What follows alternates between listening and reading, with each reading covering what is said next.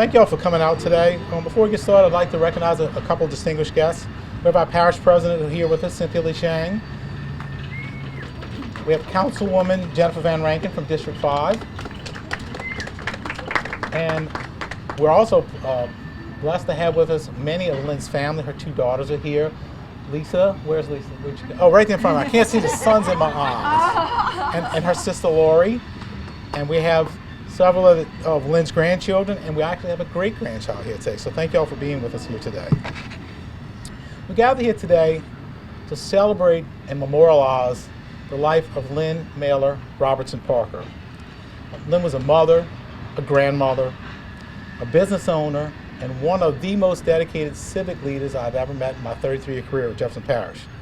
Some would say she was a civic activist, but I say she acted on behalf of our parish every day. I first met Lynne about 33 years ago, as I told you. I came to work for Jefferson Parish right out of college for my parish president, Mike Yenny, and I was on his staff. Lynne was then the president of the Bissonnette Civic Association, and Bissonnette was having a problem at the time with some gangs in their neighborhood.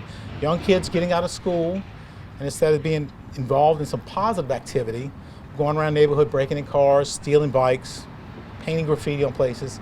So Lynne came to the parish and said, listen, I'd like to get these kids involved in something positive after school instead of, conducting all these bad activities. Her idea was to create a sand volleyball court at fire stations on Kewanee Avenue. And the parish president tasked me with working her on that project. And like everything Lynne touched, she put her full effort into it, and it was a successful project, and it got the kids involved in something positive after school. And that's just one of the many examples of the things that Lynne did for her community throughout her life. Now, she took a lot of time away from her family and her job to do these things, but she loved her community so much, she was dedicated to it every day. Lynne served on a charter advisory board. She was a member of our planning advisory board. She was one of the founding members of the East Bank Civic League, which, if you know that, is a group that represents all the civic associations on the East Bank of Jefferson Parish. And she served on a bunch of special committees and numerous projects. Lynne never knew the word no. If you asked Lynne to help with something, she was going to be there. I know, just a prime example, in the last few years, we had a committee that worked on the regulations for the electronic messenger boards. Lynne took a lot of time out of her daily work and her family time to do that. Lynne advocated for her community many, many times on controversial issues, but Lynne was someone who was not divisive. She brought people together and found compromise and common ground to make things move forward.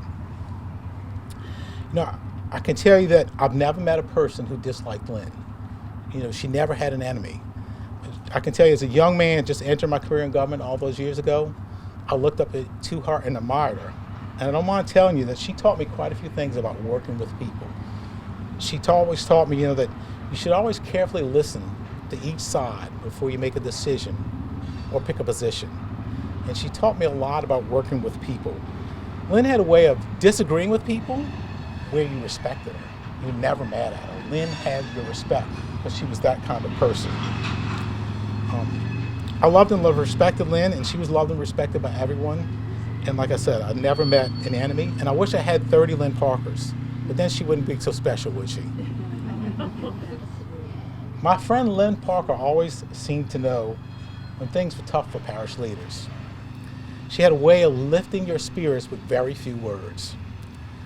Whenever she would call me, her first words to me, and I know many of y'all know what I'm saying, "Hey kiddo, how are you doing today?"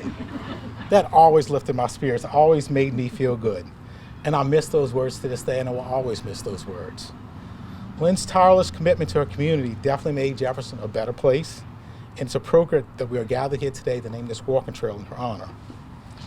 I find that there are very few people in life who leave an indelible mark on your soul, and Lynne left her mark on mine, and it will forever be there. In closing, I said earlier, Lynne's a mother. But I feel like she's a mother to us all. She's a mother to Jefferson Parish, just not her children. And that's why we should be here today, and to honor her for this, for her accomplishments in her career and her dedication to her parish. So thank you.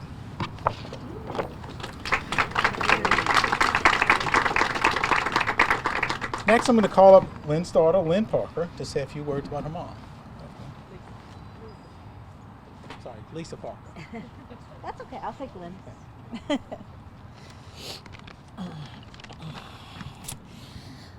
My mom was a very special person to me and to my sister and her grandchildren, and we're so humbled and honored to know that she was such a special person to Jefferson Parish. We know how hard she worked and how much she loved this place that we call home.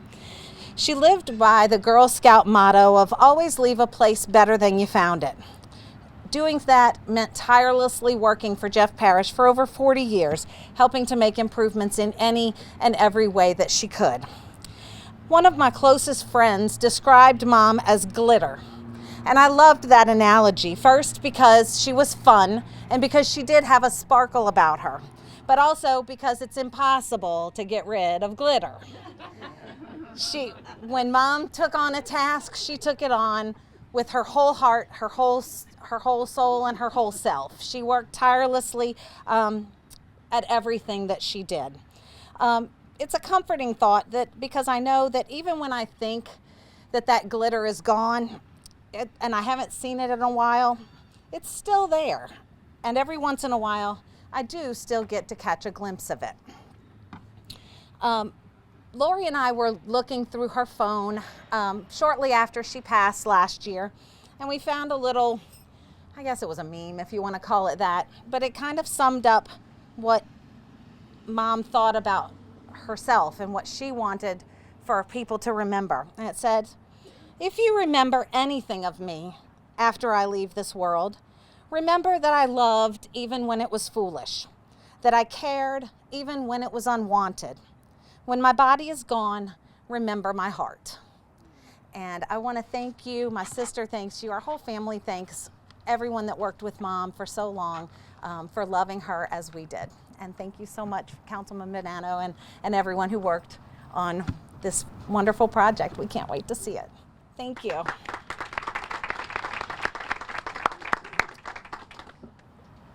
Next, I'm going to call on a longtime friend of Lynne's, and I always call her partner in crime. If you saw one, you saw the other. Miss Jackie Madden.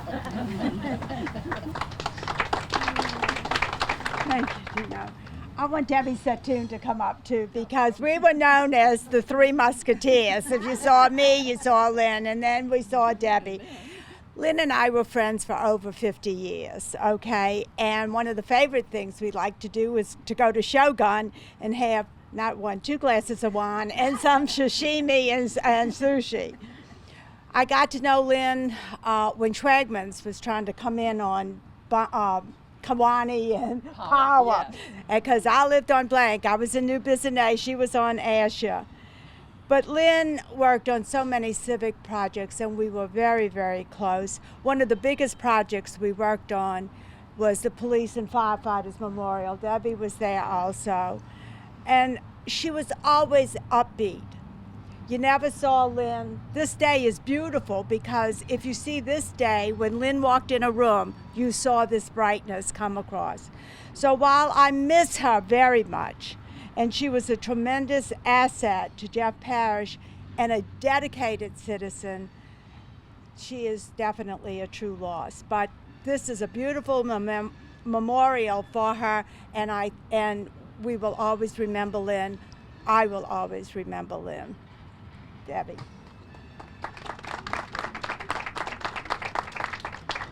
So I'm going to explain. I'm with Jefferson I'm with Jefferson Beautification, Inc., and Dino asked us to plant the garden and design it around what we thought Lynne would like. And Wanda Tiblier, stand-up Wanda, with Sprout Landscaping, she came up with the garden, and we contracted with her. And we also have our JBI president here, Arlita Terrell. I want to point her out if y'all want to talk to her after. We took the comments from Lynne's daughters, Lori and Lisa, and they said, "Mom liked sunset colors." And I went, "Wow, I like sunset colors too." So I went, "Wanda, this is all sunset." So we planted it in May to try to get it in before growing season. And we just got the plaque and everything ready last month. So you will see here some cherry trees, some Sasanqua camellias, some golden dianthus, that's a big yellow flower. And we actually have, I think, pentas, white and pink pentas, and we put in just some pansies, Wanda and I, Monday, just because we wanted to give it extra perk before this. And Monday we were here from 4 to 5. It was close to sunset, and it was really beautiful. So if you want to see this garden as Lynn would have seen it at sunset, make a date to come take a walk here one night. Thank you. I'd like to call on our parish president, Cynthia Sheng, to say a few words.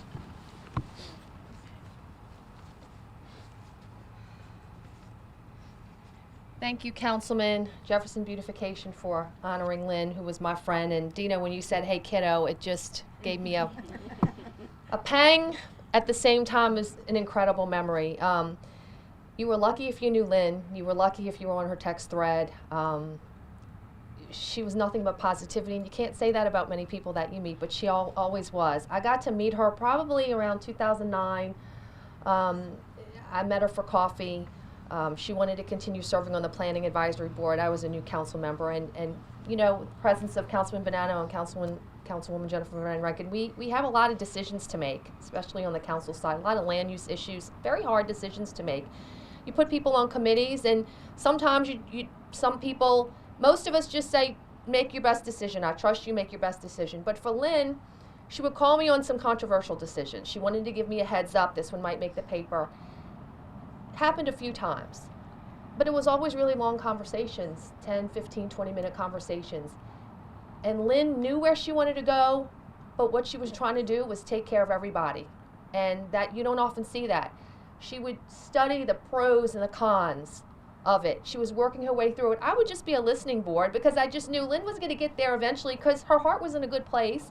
I would just kind of say, yeah, Lynn, that makes sense, yeah, Lynn. And by the end of the conversation, she brought herself there, and I trusted her implicitly because I knew she was a good person, and she just had to talk it through with someone. And she left thinking that's what I wanted to do, and I left thinking she just worked that out on her own, and that's how it happened time and time again. But when you have a good person, you trust that. And no matter what Lynn would have told me she wanted to do, I would have been okay with it because I know she would have thought it through for everybody's interest. And that's just the incredible public servant that she was. So positive all the time, even in the most very difficult times. One of the last things that she did for us as a council was make those masks for us.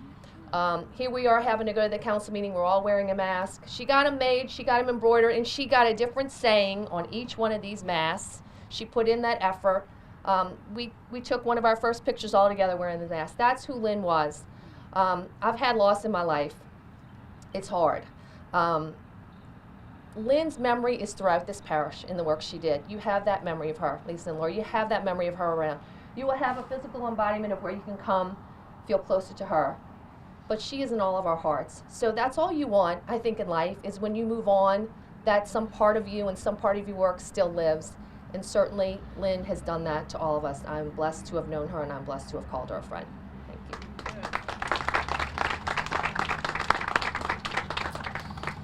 Next, we're going to ask Councilwoman Jennifer Van Vrancken to come speak.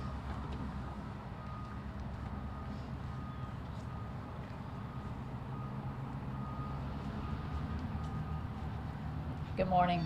I'm never going to look at a picture of your mom without thinking glitter now, because it was the perfect description of her, both her bubbly colorfulness and the fact that she was everywhere and you couldn't get rid of her.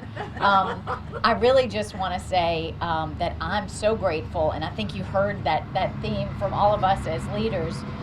We had the opportunity to serve our community as elected leaders, but so many of us so often turn to your mom for guidance and advice. I know when I was a new council member, I remember being at a Whitney Cecile meeting, and she pulled me aside and, wanted to give me a heads up on some stuff, and we talked it through. And I mean, because she always had her ear to the ground, she always cared. And so, it was important for us to listen. And so as a new council member, it was so valuable, to have someone like that to turn to. And when I had the opportunity to select someone to put them on the Planning Advisory Board, the first person I told him to talk with was your mom, because I said, this is someone who's going to show you how it's done and show you the ropes. And they became a tag team on a ton of issues, and I know it was so invaluable to him. So again, we have a debt of gratitude, because Your mom was always there on every issue of significance, giving just heart and soul to it. And we will be forever grateful for all that she contributed. I know I look forward to coming here and thinking of her, bringing a glass of wine at sunset. Thank you. Before we unveil the plaque, I just want to tell the family, one of your mom's dearest friends, former parish president Tim Coulon, can't be here today because he has a commitment, but he wanted to let you all know how happy he is that this monument is being dedicated to your mom. With that, I've had the family and Parish President Sheng and members of the JBI, y'all come up, we'll unveil.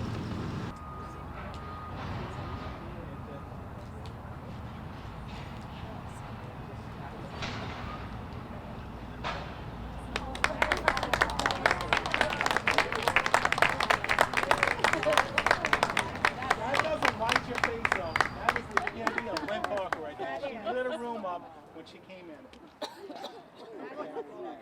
And I love to say, ask not what your parish can do for you, but what you can do for your parish. Well, Dino, you let us get a picture with you and elected officials. You can't look without. Come here. Let's take a picture. Okay. Are we going this way? Yeah. Everybody just face this way. So that we can see the plaque, but we See the plaque here.